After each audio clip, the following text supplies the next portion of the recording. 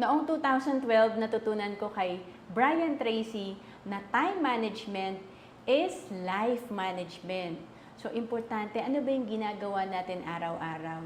Kasi time management is self-discipline in action. Importante, dinidiscipline natin yung sarili natin, binibuild natin yung winning habit natin.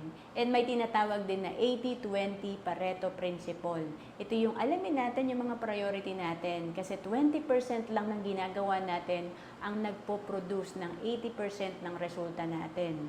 And ito yung importanteng question, what is the most valuable use of my time?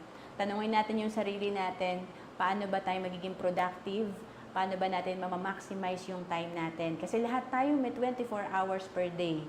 And check the futurity of your decisions. Importante, may right information tayo para meron tayong magawang right decision. At pag may right decision